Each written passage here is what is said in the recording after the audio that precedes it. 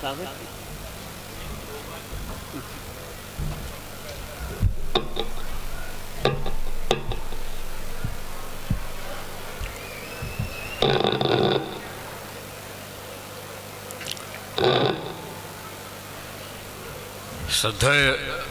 आचार्य श्री के चरणों में शत शत नमन। इस सभागार में उपस्थित विद्वज्जन, बंधुवर एवं मातृशक्ति, बार बार ये आग्रह करने पर भी कि मूक माटी को मैं पूरी तरह समझ नहीं पाया हूँ, इसलिए मुझे कुछ कहने का अवसर ना दें, मुझे यहाँ पर बोला गया है। तो जितनी मेरी समझ में मूक माटी आई है उतनी मैं बात करूँगा। ये मेरा अपराध बोध है, शायद अल्प बुद्धि है कि बार बार मूक माटी को पढ़ने के बाद मैं लगातार एक दो पृष्ठों से अधिक नहीं पढ़ पाता, क्योंकि मन में बड़े विचार उठते हैं और कभी कभी तो मन इतना आनंदमय हो जाता है कि लगता है और कुछ पढ़ने सीखने की आवश्यकता नहीं है। तीन बिंदुओं पे बात करूंगा। पहला, व्यक्तिगत मैंने मूक माटी से अभी तक क्या सीखा, और बहुत सीखने की बात है। मुझे लगता है कि व्यक्तिगत सीखने की बात यह है कि प्रतिकूल अवस्थाओं में भी क्या करना। जीवन में प्रतिकूल अवस्थाएं बहुत आती हैं। आज हमारा जो मैनेजमेंट की शिक्षा है या जीवन को चलाने की शिक्षा है, वो ये कहती है कि struggle for existence and survival of the fittest. ये सिद्धांत कितना गलत है, कितना अमानवीय है, ये मूक माटी में स्पष्ट है।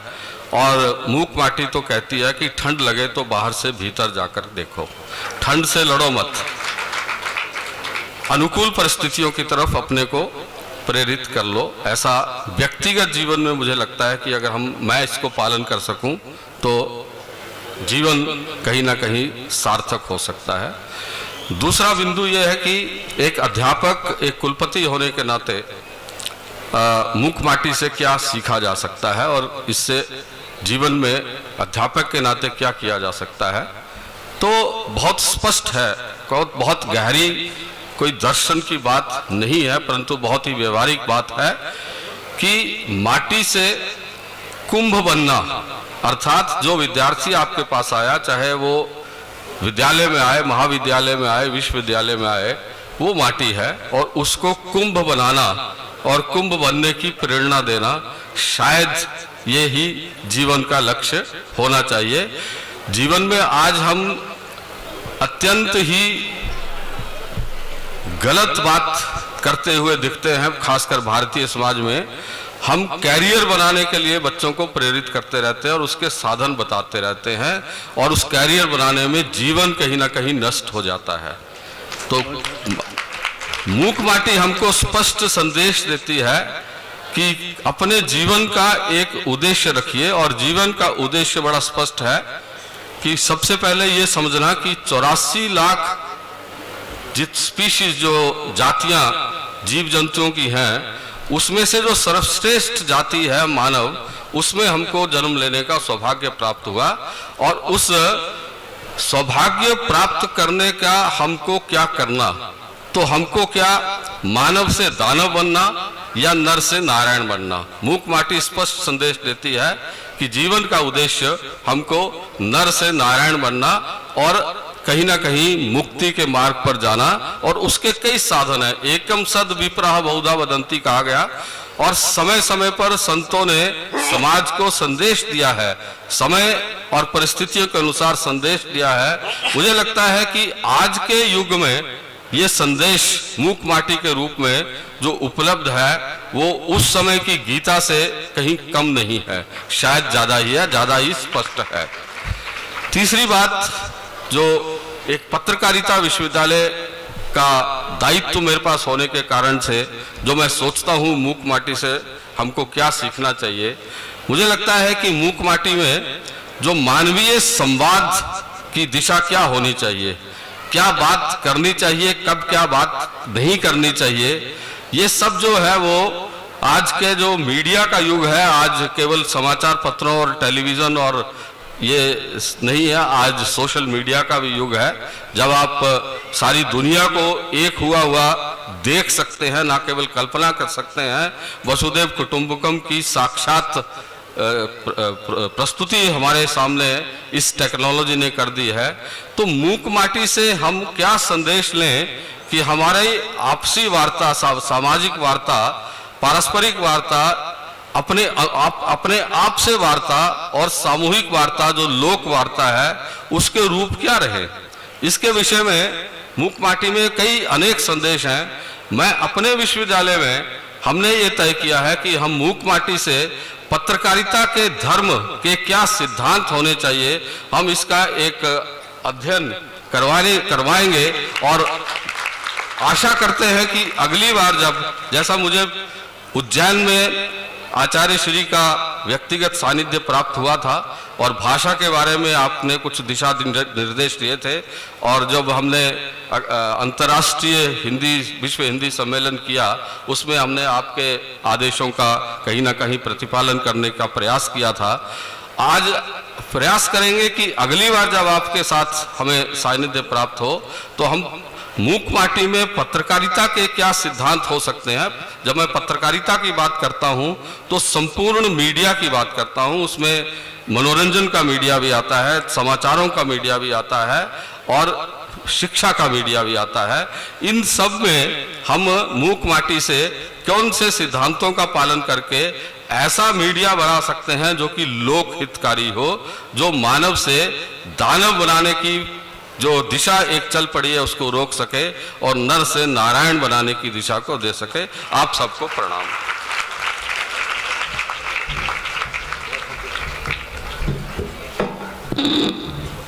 इसके पश्चात मात्र प्रासंगिक समझकर एक 30 सेकंड में एक निवेदन करना चाहता हूं कि अगले सम्मानित वक्ता को जिन्हें मैं आमंत्रित कर रहा हूं, भोपाल में विश्व हिंदी सम्मेलन में उन्हें सुनने का एक विशेष सौभाग्य प्राप्त हुआ था और एक सत्र में उनके बहुत समीप बैठकर मुक्तिबोध जी और डॉक्टर बलदेव प्रसाद मिश्र और पद्मलाल पुन्नालाल बख्शी जी पर जब मैंने चर्चा की थी तो उनके इन्वॉल्वमेंट को मैंने देखा था बहुत करीब से।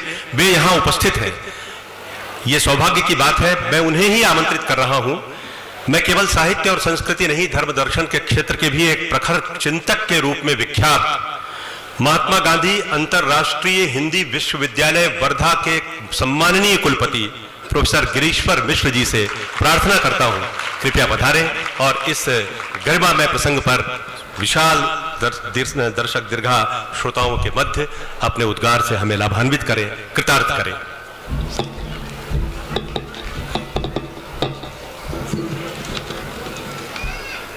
परम आदरणीय आचार्य श्री के चरणों में कोटिशः नमन, मुनिगण का वंदन और आप सबका अभिनंदन।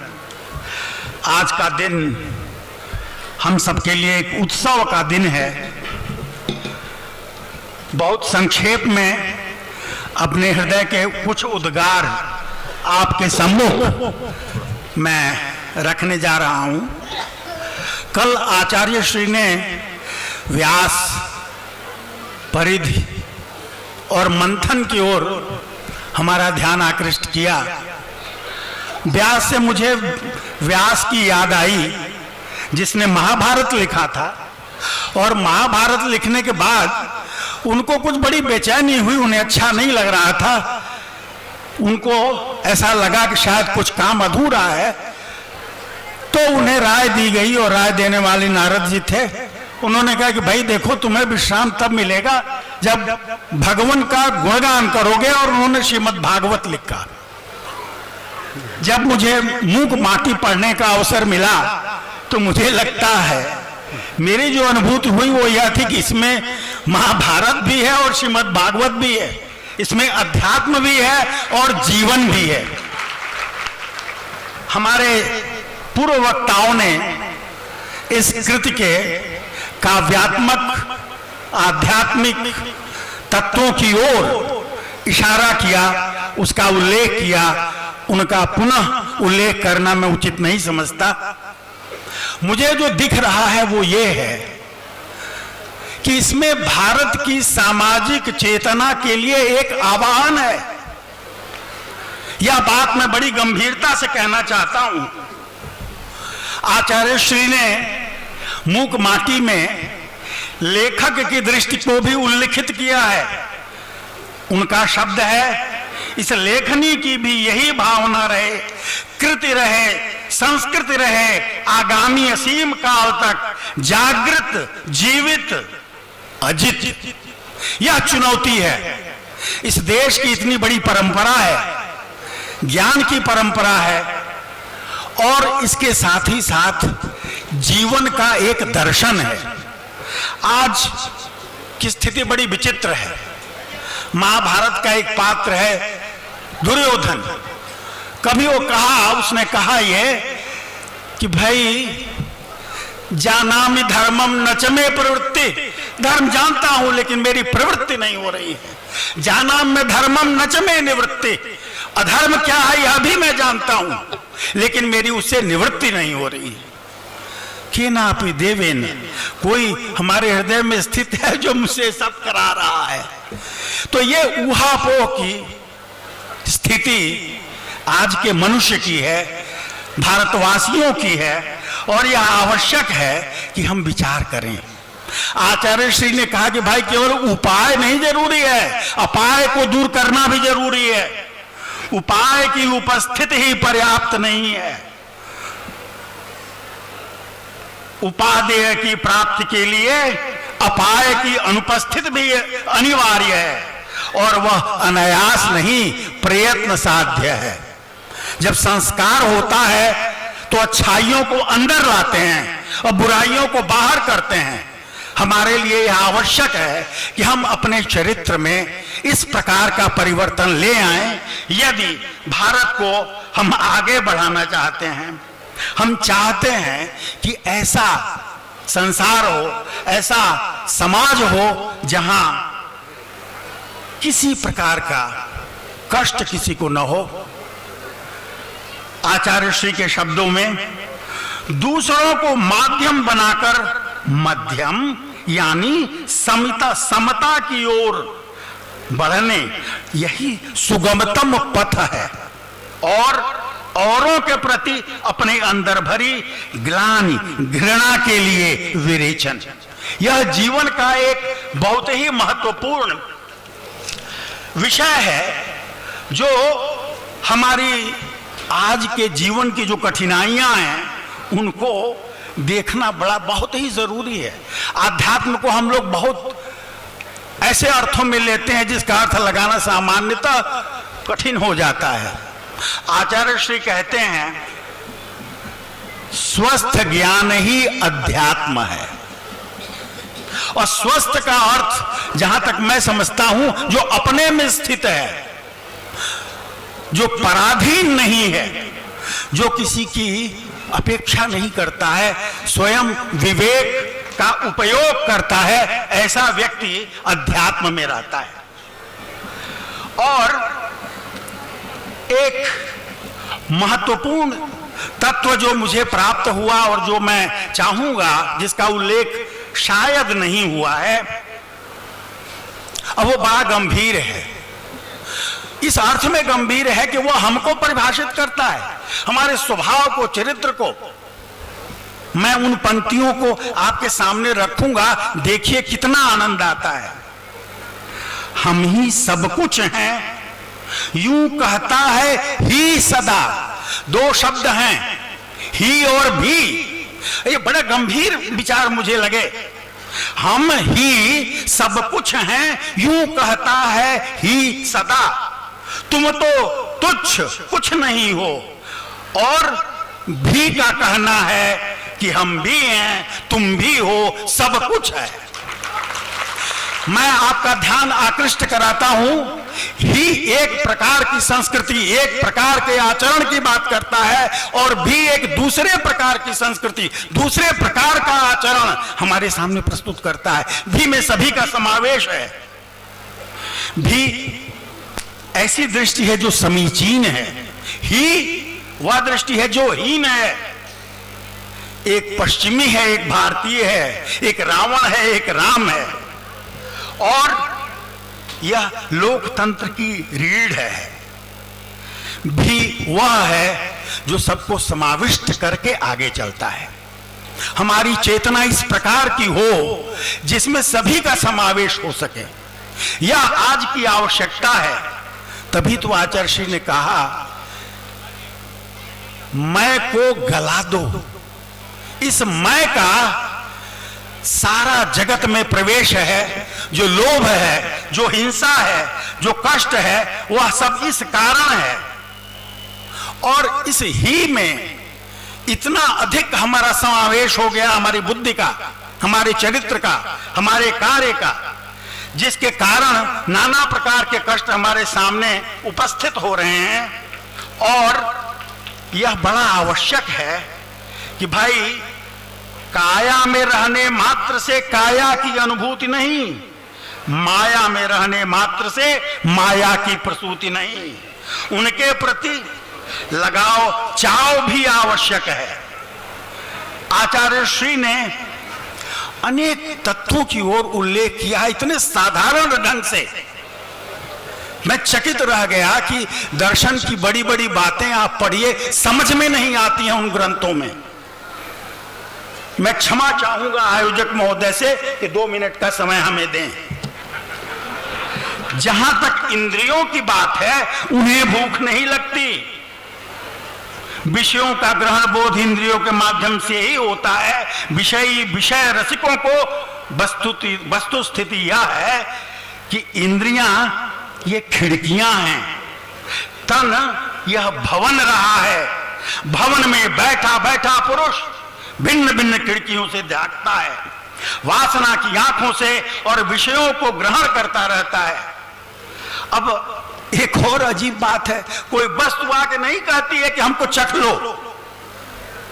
मधुर, अम्ल, कषाय, जो भी रस हो, शुभ या अशुभ, कभी कहते नहीं कि हमें चख लो तुम।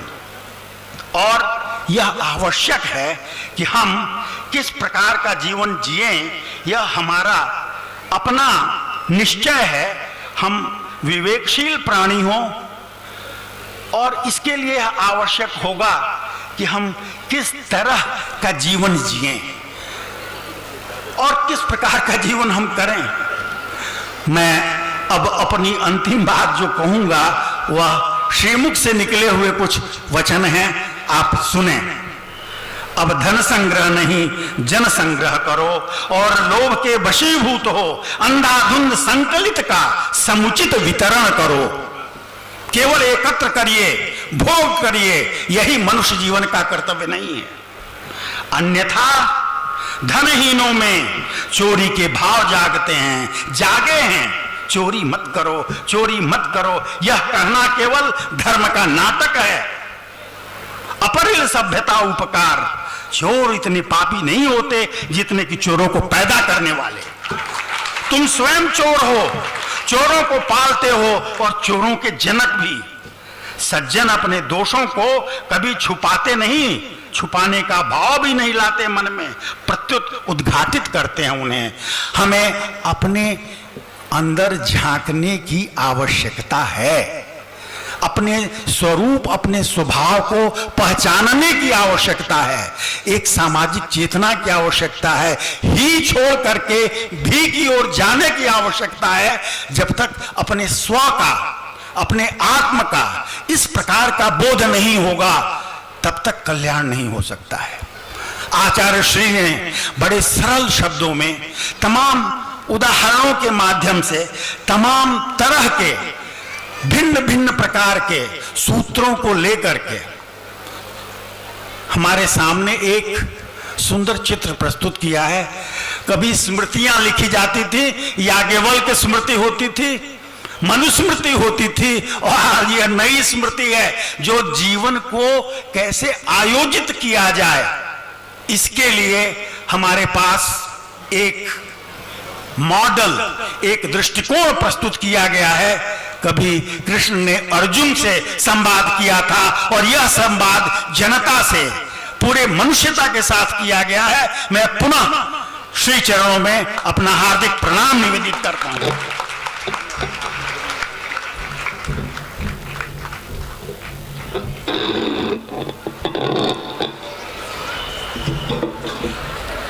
कुलपति महोदय प्रोफेसर गिरीश्वर मिश्र जी को भी हम सुन रहे थे और पूरा जैनिज्म तैर रहा था पूरे वातावरण में, अनेकांत दृष्टि तैर रही थी, अपरिग्रह की भावना, विसर्जन की बातें, और वो सारे चित्र उपस्थित हो गए जिनके माध्यम से पूरी दुनिया को इस बात का संदेश मिला है कि इंसान इंसान के लिए किस प्रकार पूरी मानवीय संवेदना के साथ काम आ सकता है और कैसे सबके साथ में मिलकर जी सकता है। आपको बहुत बहुत धन्यवाद सर। इसके लिए मैं हमारे दोनों कुलपति महोदय जिन्होंने अभी यहाँ पर संबोधित किया, अपने उद्गार व्यक्त किए, उनका सम्मान कर रहे हैं हम।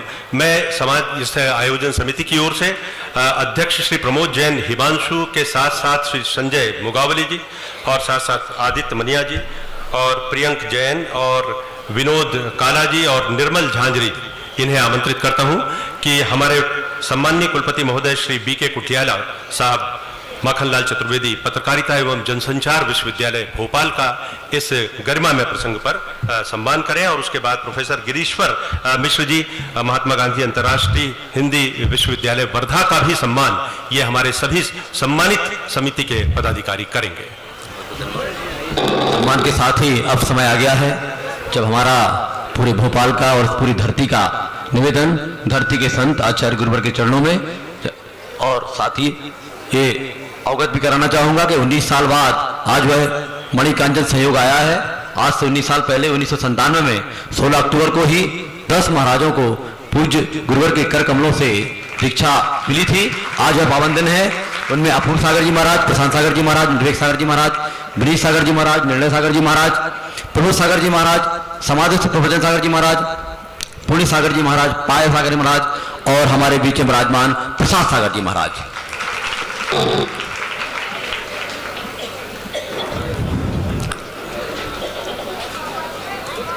चार पंक्तियों के साथ गुरुवर के चरणों में सबकी ओर से निवेदन।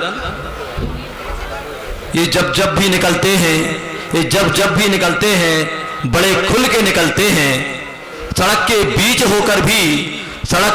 होकर भी बड़ी मुश्किल से दिखते हैं। गुरुवर के चरणों में सड़क के बीच होकर भी बड़ी मुश्किल से दिखते हैं। हजारों हाथ उठते हैं सदा इनकी इबादत में, हजारों हाथ उठते हैं सदा इनकी इबादत में। एक झलक आपकी पाने हजारों दिल मचलते हैं, एक झलक आपकी पाने हजारों दिल।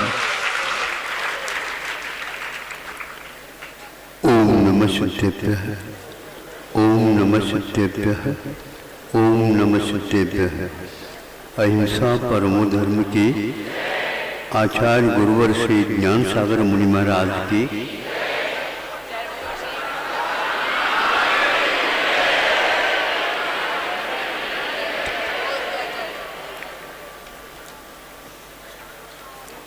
आप लोगों के सामने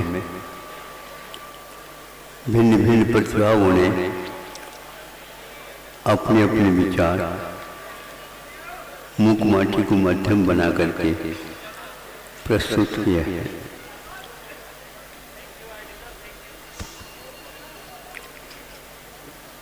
इस मूक माटी का लेखन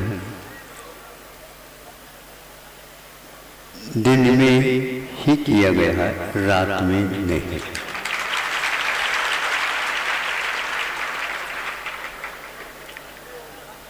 रात में चिंतन होता था तो आपकी रात नहीं रहती है, दिन में हम आपसे बोलते हैं। रात हमारी पूरे अखंड रात हमारे लिए होती है। उस समय आप लोगों का कोलाहल से मैं मुक्त रहता हूँ। कोलाहल के बीच में रह करके भी रात का चिंतन लिख लेता हूँ। मूक माटी का यह पवित्र विचार दिन में ही आपके पास सामने आया है। चूंकि लेखन तो होता है लेखनी से नहीं, किंतु चिंतन के माध्यम से वह तरंग उठती है। मानस तरंग एक ऐसा तरंग है जो संसारी सब प्राणियों की प्रतिभाओं को तरंगायित कर देती है। आप लोग उस दृश्य को देखने के लिए जाते हो। मनोरम दृश्य है, दोनों तटों से बंधी हुई सरिता नदी बह रही है, किंतु दृश्य की ओर देख रहे हैं आप, लहरों की ओर देख रहे हैं, तरंगों की ओर देख रहे हैं। अखंड बैठी हुई वह धारा गंगोत्री से लेकर के वहाँ तक जहाँ तक उसका मुकाम वहाँ तक अखंड है, कभी भी वह खंडित नहीं हुई। उस नीर को, उस निधि को देख करके कोई सोचता है यहाँ पर अखंडता है, और चारों ओर देखते हैं तो खंडित विचार पाए जाते हैं। आप दृश्य मनोरम को देख रहे हैं, किंतु मनोरम दो प्रकार का हुआ करता है। एक केवल मन को ही रमण कर देता है, इस मन के माध्यम से विकार उत्पन्न होते हैं, इसलिए मनोरम के अपेक्षा से मनोहर बहुत अच्छा लगता है।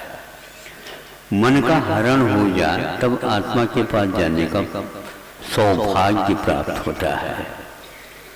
अभी मुखमाटी में से कुछ स्थल उन्होंने रखा था कि मैं उसी को थोड़ा सा और विशेष रूप दे करके आपके सामने रखना चाहता हूँ। दो व्यक्ति खड़े हैं,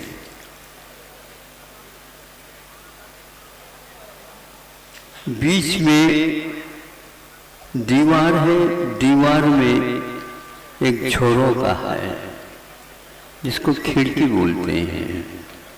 गवाक्ष कह दो तो और अच्छा लगेगा। एक व्यक्ति भीतर खड़ा है और एक व्यक्ति बाहर खड़ा है।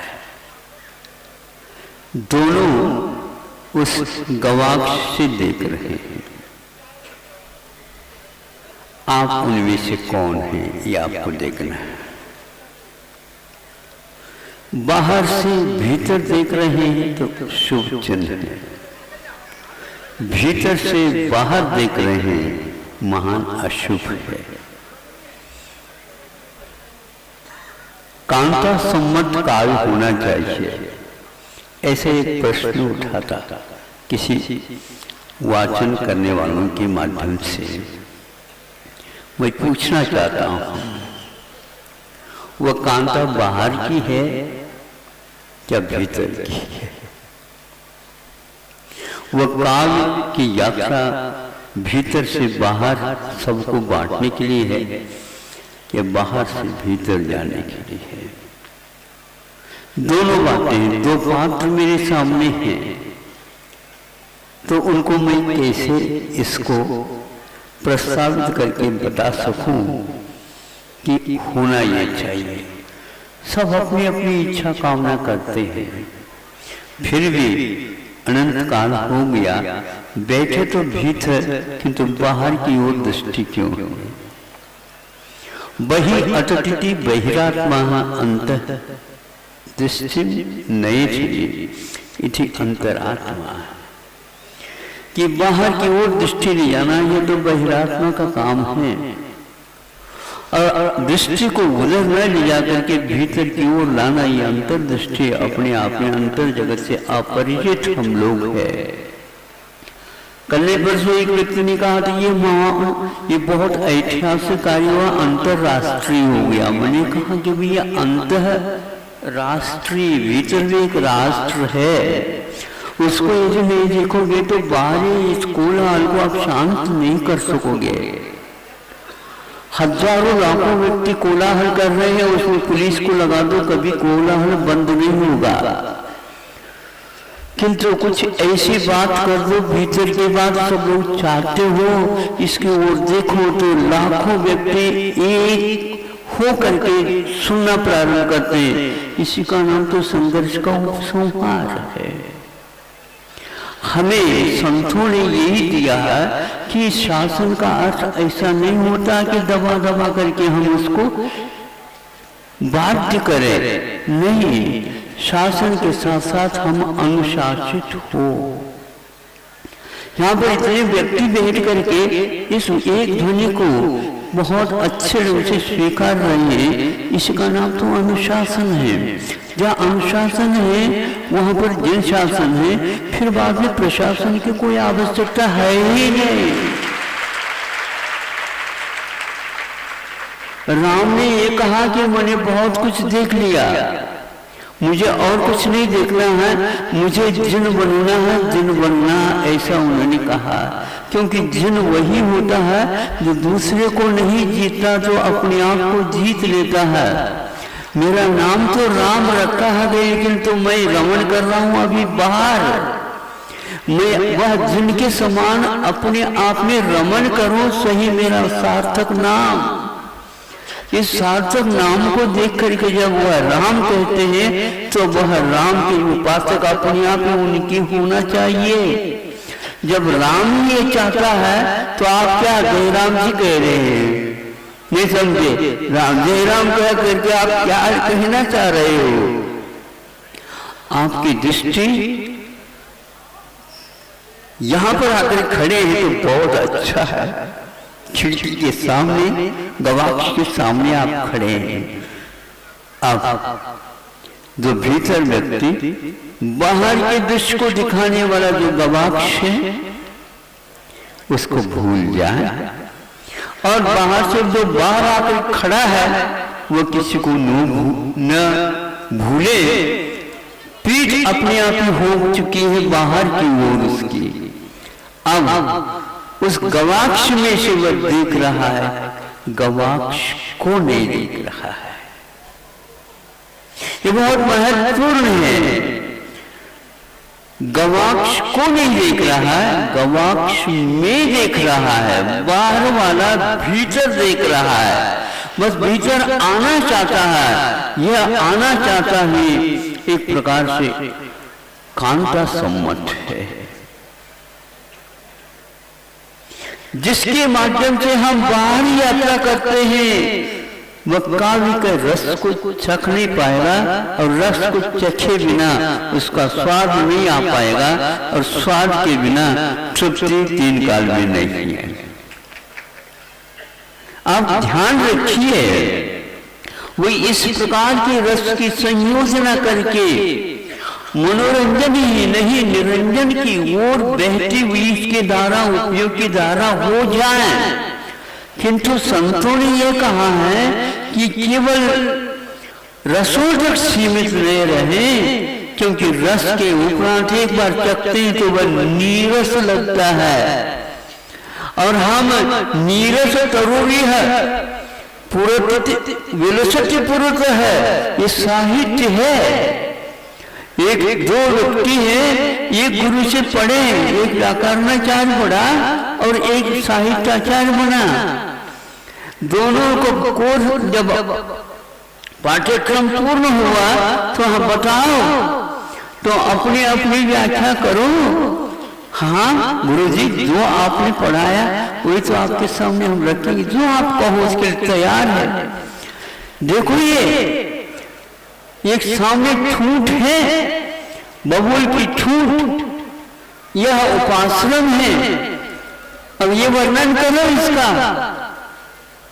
तो जल्दी जल्दी व्याकरणाचार्य खड़े हो गए। हाँ महाराज, उन्होंने प्रारंभ कर दिया, वाक्य बना दिया, शुष्कम काष्ठम तिष्ठत्यग्रे।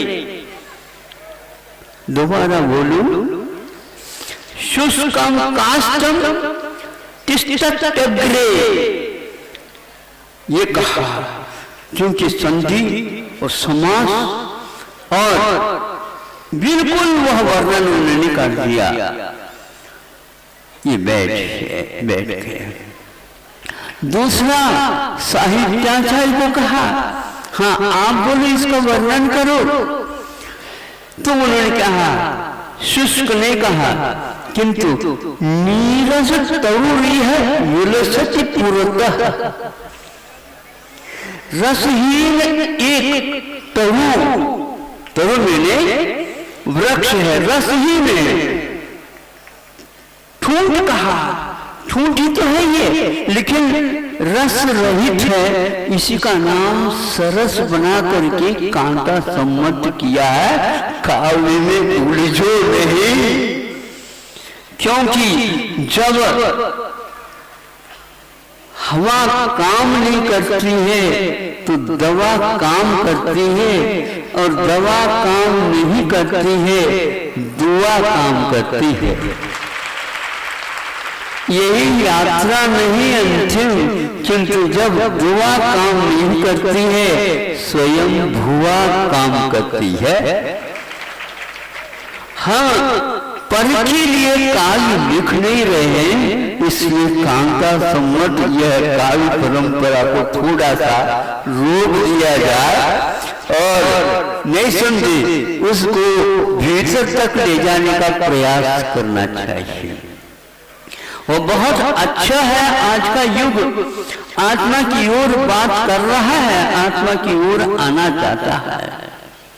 इसी के लिए एक मूक माटी में प्रसंग दिया गया है कि यह दो तत्वों के माध्यम से मुख्य रूप से इस संसार में हम देख सकते हैं कि ये तो पुरुष है और एक प्रकृति है। जैनाचार्यों ने इसको पुरुष माने आत्मा कहा और जैनिक जो ग्रंथ हैं उनमें उन्होंने उस पुरुष को आत्मा न करके एक पुरुष माने चेतन है वो कहा, बात ये की है। और उसके साथ साथ प्रकृति कहा, प्रकृति यह पुद्गल के लिए कहा गया है जैनाचार्यों ने, तो उन्होंने दूसरों ने उसको प्रकृति कहा और प्रकृति सारी सारी करने वाली है। पुरुष हमेशा हमेशा चैतन्य भोगता है। आप सुन रहे हैं, पुरुष होकर के सुन रहे हो, उसके साथ प्रकृति भी कम से कम सुन ले, उनको महिला के रूप में स्वीकार किया गया है। आप कांता सम्मत बांध रहे हो, हम ये कहना चाहते हैं अब ये दोनों के मेल से पुरुष भी भीतर है और ये शरीर प्रकृति है। इस आत्मा के साथ आज तक ये साथ दे रही है, ये प्रकृति काया है और इसको वह पुरुष अब अपने इस काया को, भीतरी माया को नहीं, किंतु काया को इन्होंने अपने लिए सहयोगी बनाना चाहा।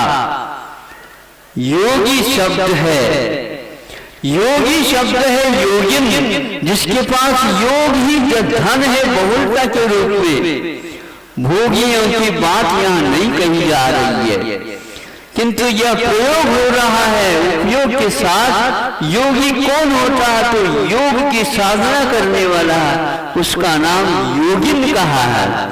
फिर कांता सम्मत उसके साथ क्या है? इस काया को उन्होंने सहयोगिनी बना लिया है। और जब तक मुक्ति नहीं होगी, किससे मुक्ति नहीं होगी?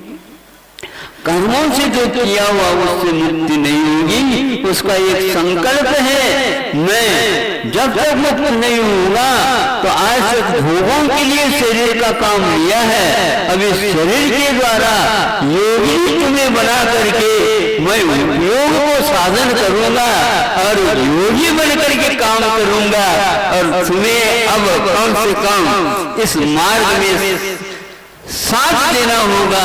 तो कहते प्रणाम, मैं ये भी चाहती थी, क्योंकि आप पुरुष होकर के पुरुषार्थ नहीं कर पा रहे हैं, मेरे वजह से मैं सौभाग्यशाली हूँ। आज हमारे सहयोग से, सहयोगी बनने से आपको मुक्ति मिल रही है। आप मुक्ति की साधना करिए, अनंत काल व्यतीत हो गया भोगों में। आप कौन से काव्य चाहते हुए हमें बताओ।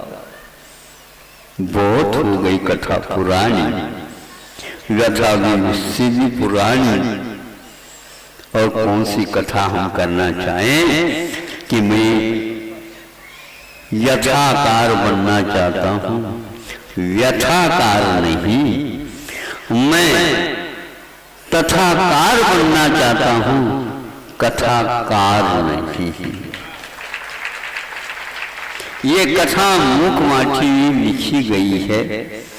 काव्य आपको पसंद है तो ठीक, नहीं है तो ठीक है, क्योंकि आप लोगों ने अपनी अपनी चिंतन धारा अपनाई है। फिर भी आप उसमें की मंथन कर रहे हैं, गहराई तो जा रहे हैं और अर्थ की ओर भी और स्वयं हुआ की ओर भी आपकी दृष्टि चली जा रही है। वह योगी बहिर्भोगी बनकर के था, उपयोग उसका बाहरी होता गया, किंतु अंतर की ओर आना परम आवश्यक होता है। जब आप लोग थक जाते हैं अथवा यूं कहा दो रोग से पीड़ित है, तो उस पीड़ा को दूर करने के लिए औषध दिया जा रहा है, लेकिन पीड़ा में कोई कमी नहीं आ रही है। हम क्या करें? उस शल्य चिकित्सा के माध्यम से उसको दूर करना चाहें, उसको बेहोश करना पड़ता है।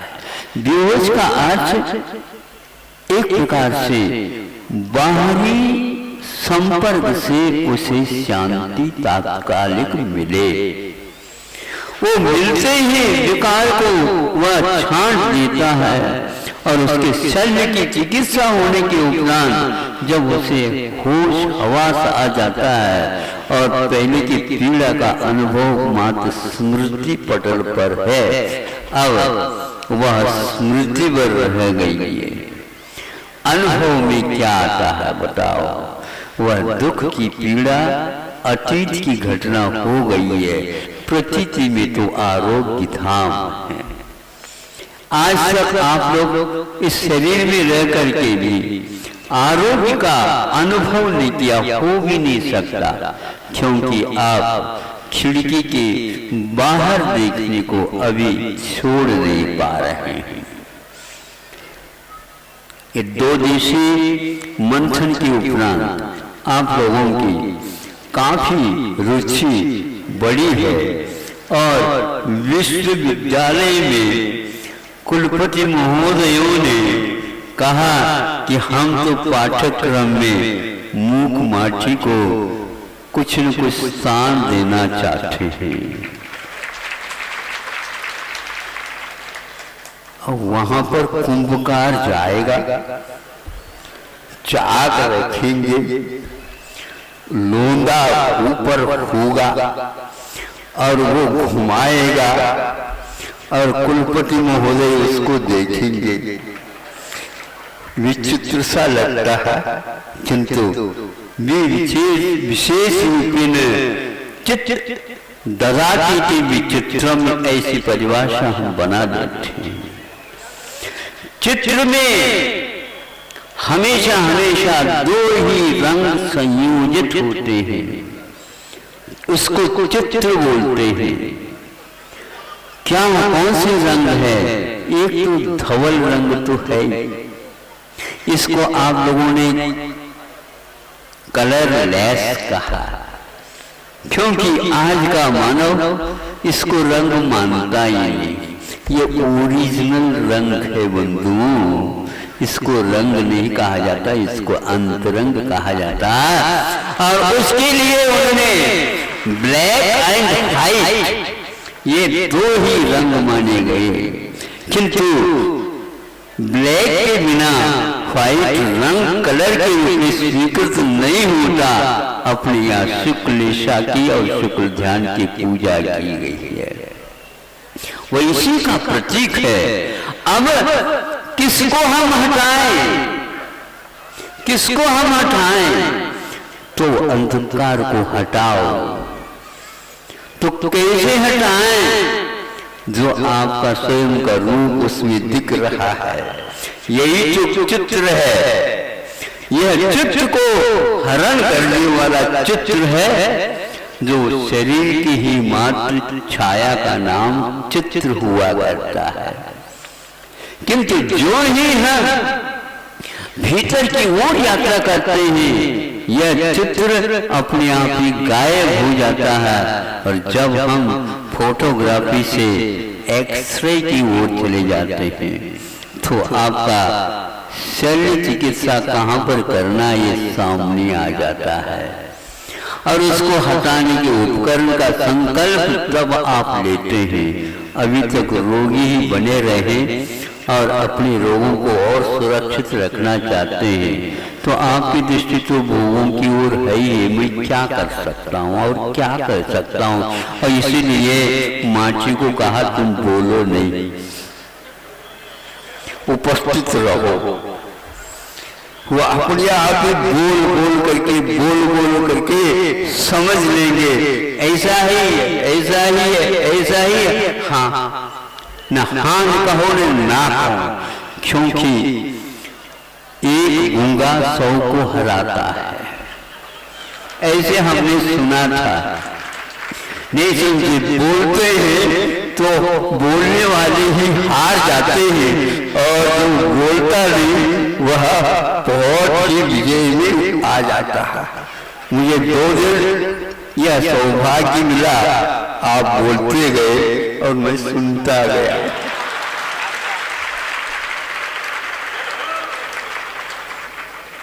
महाराज आप बोलते क्यों नहीं है? आप मुख माटी के बारे में बोल रहे हो, वह और भी कुछ बोल रहे हैं क्या? नहीं, पूछ तो लो उसको।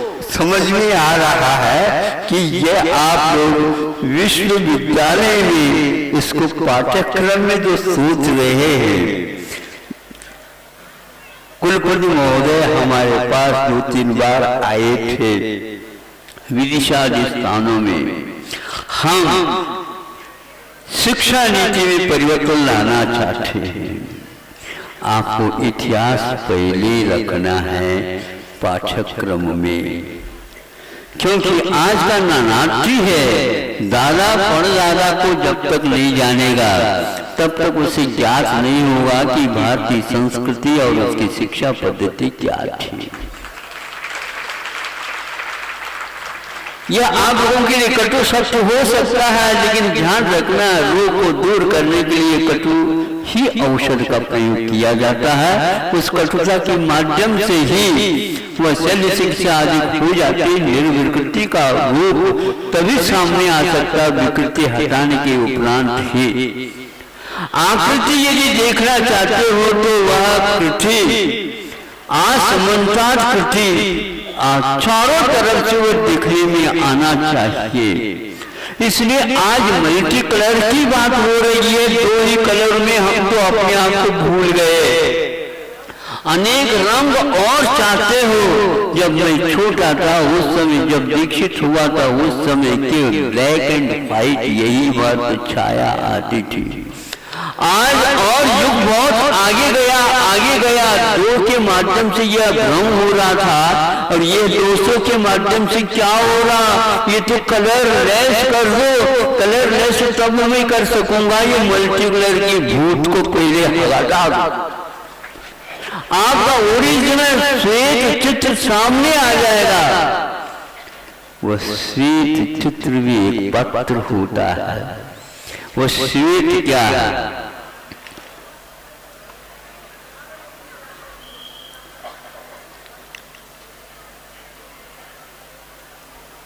श्वेत पत्र पे कोरा कागज, श्वेत शाही से कुछ लिखा सो पढ़ो। श्वेत पत्र पे कोरा कागज पर श्वेत शाही से कुछ लिखा सो पढ़ो। इसमें कुछ भी अर्थ नहीं निकलेगा। अर्थ की ओर जाएंगे तो धन ही मिलेगा, आपको प्रयोजन सिद्ध नहीं होगा। इतिहास पढ़ो आप कि अर्थ की ओर मत जाओ। अर्थ का सिद्धांत वस्तुओं के विनिमय के लिए सहयोग के रूप में स्वीकार किया गया। मूलभूत कोई अर्थ है ही नहीं। धर्म, अर्थ और काम ये तीनों उसके लिए साधन के रूप में है, और अंतिम मोक्ष पुरुषार्थ ही काव्य का अंतिम रूप होना चाहिए। इस प्रकार काव्य ख्याति लिखने वालों ने स्वीकार किया है।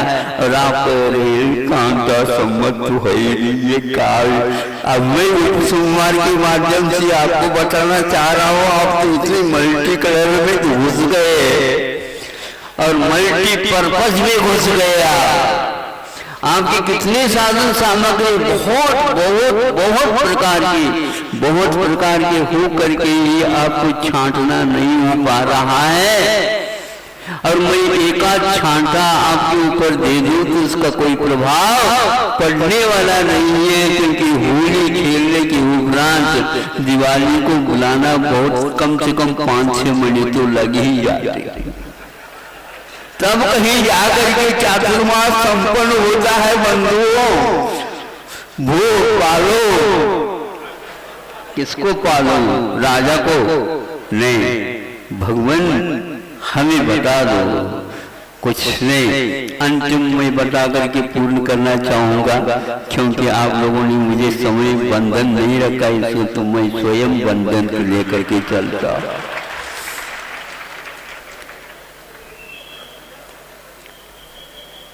प्रत्येक बालक का पालन होता है पालना में, प्रत्येक बालक का पालन होता है पालना में, किंतु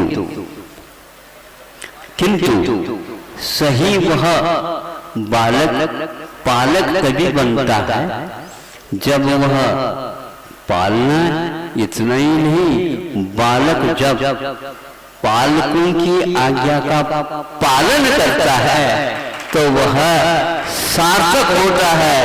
आप बालक हैं और पालक कौन है ये मूक माटी बताती है।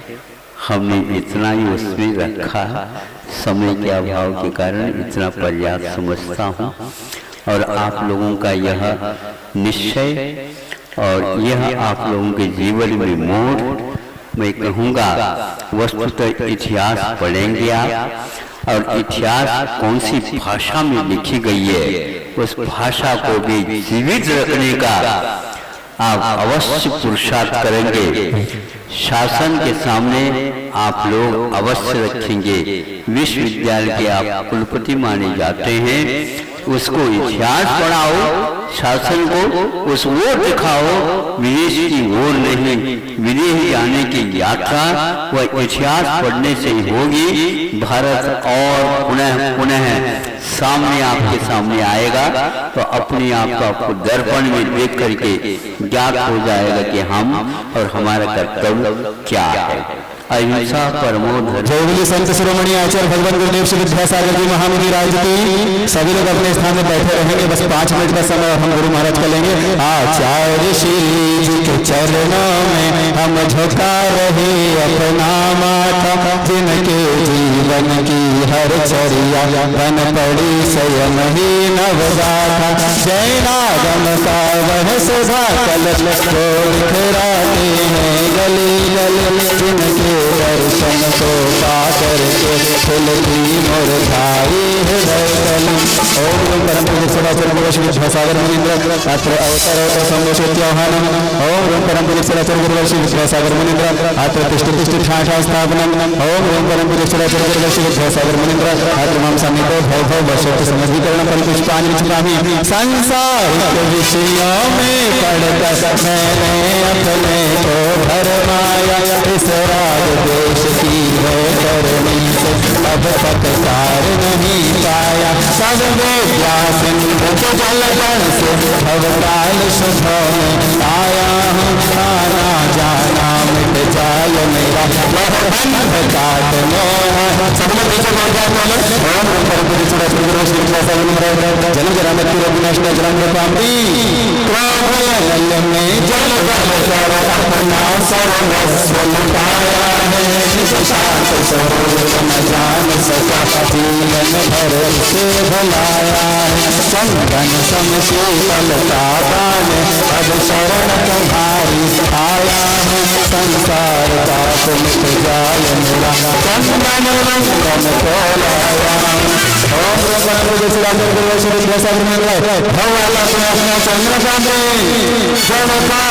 मैंने जन समझा नहीं अक्षय निधि को पहचाना, अपने तो केवल सच में तो जगत का भटका सर्वों में अर्पित अक्षत है अक्षय पद मुझको मिल जाए तब जान करण की किरणों से हृदय कमल भी खिल। साइड करने वाले सामने नहीं आए। ओम रंकरम पुरुषाचार्य गुरुवशी विद्याता ब्रह्मराज नक्षत्र अष्टांग कामरे इन विषय भोग पूर्ण गुरा मैं बना सदा सोमत वाला कृष्णा को प्रकट करें जितने अपनी बढ़ती इच्छा ज्वाला सुहेत मन सुमन चढ़ाने आया यह मदन जोता बन न सको यह भाव लाया। काम वर्ष कृष्ण पुष्पम इस सदा व्यथा तथा भव भव में आया अति भाष भक्ति मन प्राप्त नहीं कर पाया समर्पित करके मैं कृष्णा की भूख मिटाऊंगा अब और भटक सका यह अनंत जगा।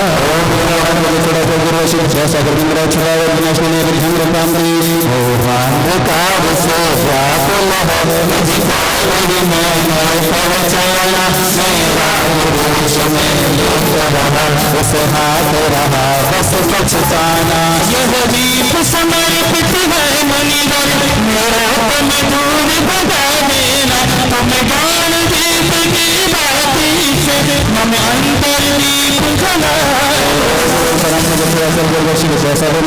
महामोहन अशुभ चरण में तेरा हो मैंने माना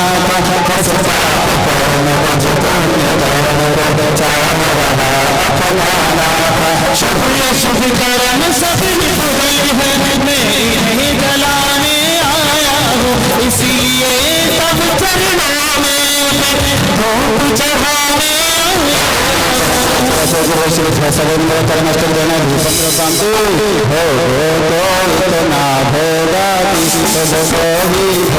बना डाला साथ और साथ का अंतर मैंने आज मिटा डाला।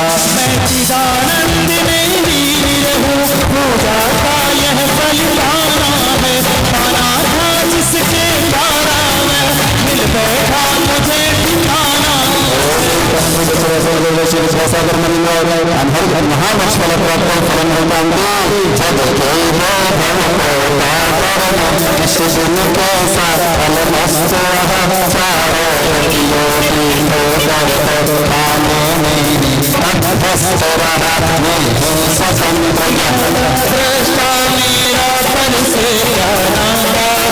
कैसे अनर्ग पद पा जाऊं यह अमर भावना भाषा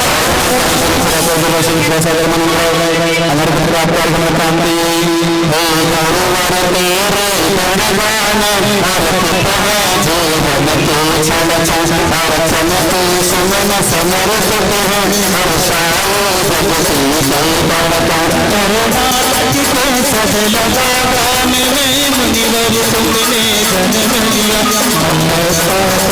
पिता श्री को और श्रीमत को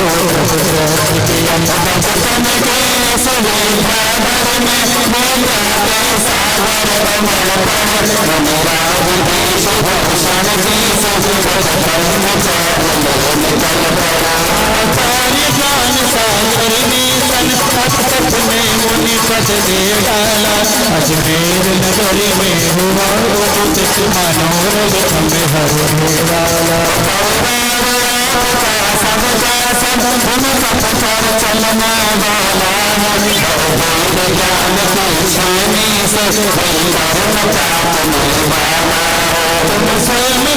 से पावन हो में समय सार तुम शाद वाद के रसोला वाणी वीणा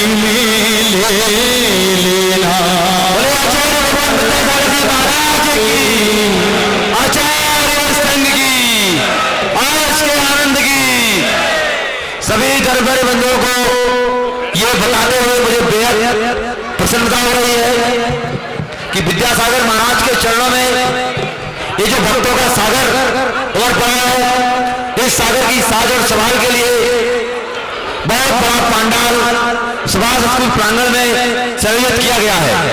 आप सबके स्वागत में वो पंडाल, वो धरती पलक पहाड़े बिछाए बैठी है और ठीक 12:30 बजे हम सब वहां पर होंगे।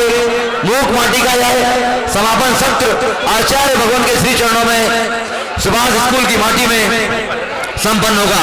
वो माटी, इस मूक माटी की यात्रा को विराम न देते हुए उसको आगे बढ़ाने का संकल्प लेकर आज के सत्रों का समापन करेगी। उसमें सभी सम्मानित विद्वत्गण, उपस्थित धर्मप्रेमी बंधु, चाहे राजस्थान की माटी से आए हुए महासपूत हैं या कर्नाटक से आए हुए भक्त, चाहे मध्य प्रदेश के हो, चाहे उत्तर प्रदेश के, पूरा देश आचार्य भगवान के श्री चरणों में भक्तों के सागर के रूप में समा जाएगा। ठीक 10:30 बजे से हमारे सभी सम्मानीय विद्वत्गण जो गोष्ठी में भाग ले रहे हैं, उनके भोजन की व्यवस्था होटल जैन राजहंस में की गई है। सभी सम्मानित अतिथिगण, विद्वत्गण जिनको गोष्ठी में आमंत्रित किया गया है, कृपया 10:30 बजे होटल जैन राजहंस में रोज पधारे। इसके ठीक 1 घंटे बाद अर्थात 11:30 बजे से वो अपने आप को फिर से मतले तैयार कर ले और 12:30 बजे उनके दरवाजे पर कारें खड़ी रहेंगी उनको ले जाने के लिए, और वो सीधे सायास आचार्य भगवान के श्री चरणों में उसी सुभाष स्कूल में पहुंचेंगे जिस सुभाष स्कूल में